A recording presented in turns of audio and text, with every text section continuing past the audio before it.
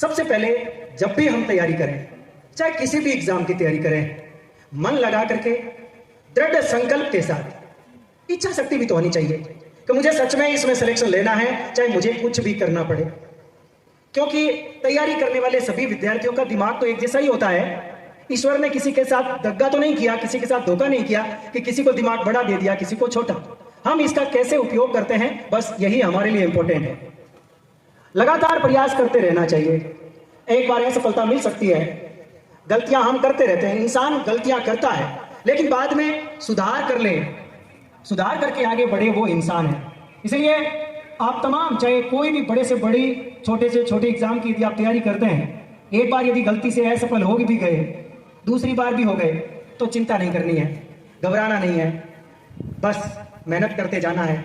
माँ सरस्वती किसी का ऋण नहीं रखती, और मुझे पूरी उम्मीद है कि आप लगातार मेहनत करते रहेंगे और जिस दिन सफलता मिलेगी, उस सफलता की खुशियाँ बहुत ज़्यादा होगी और वो खुशी मीठी भी होगी। जब हम तैयारी करते हैं तो हमारे अगल बगल में कौन है, हमारा साथी कौन है, जिसका हम पास में रह करके उसको पढ़ते हुए देखते हैं, आगे बढ़ते हुए देखते हैं, उस साथी का चुनाव, अपने दोस्त, उसका चुनाव बहुत इंपॉर्टेंट है।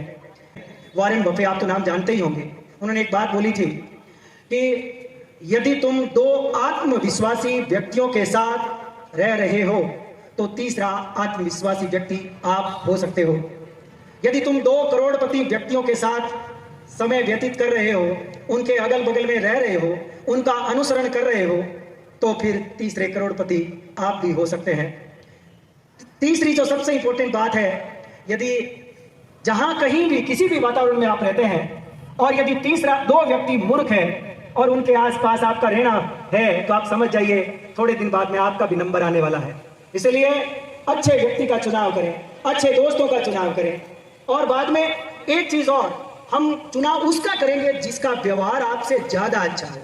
वो पढ़ने में आपसे ज्यादा टैलेंटेड हो सकता है, आप उसको देखें और अपने आप में सुधार करें और मेहनत करें। निश्चित तौर पर एक दिन आप भी उसकी तरह सफल होंगे, माता पिता का सपना भी साकार होगा और आप जो लक्ष्य आपने निर्धारित कर रखा है, मुझे आशा है और विश्वास कि आप वो भी प्राप्त कर लेंगे।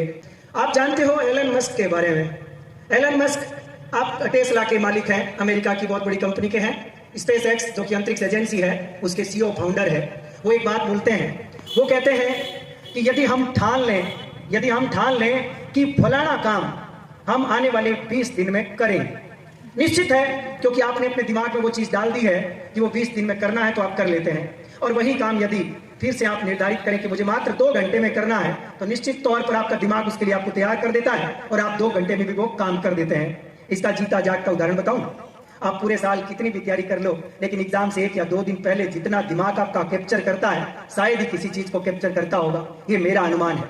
जो सच में आप मेहनत करते हो, तो एग्जाम के वक्त, यानी एग्जाम से 2, 4, 5 दिन पहले तक आपकी तैयारी बड़ी जबरदस्त हो चुकी होती है, तो आपको रात में सपने में वो अक्सर दिखने लग जाते हैं जिनको सच में आपने पढ़ा होगा, जिनको आपने मेहनत करी होगी, और झिझक करके हम उठते हैं। मेरे साथ तो ऐसा होता था, पता नहीं आपके साथ होता है कि नहीं होता।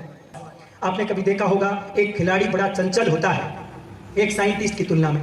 खिलाड़ी चंचल होता है, स्फूर्ति लिए होता है, फुर्तीला होता है, इधर उधर की 360 डिग्री पर चीजों को ग्रहण करने की हिम्मत रखता है।